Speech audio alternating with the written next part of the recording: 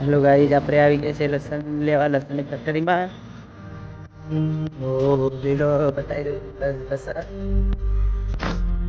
એ આ છે લસણનો ઢગલો, તો આપણે માંથી લેવાનું છે. તો તમને ત્યાં જઈને દેખાડી દઉં લસણ. એ જોઈ લો મિત્રો લસણ. તો માંથી લેવાનું છે લસણ. આ ઠંડીના મટીરિયલ છે,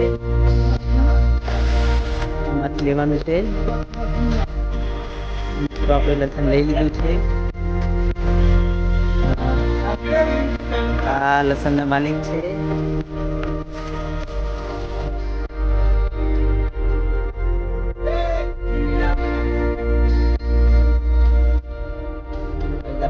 હવે ઘરે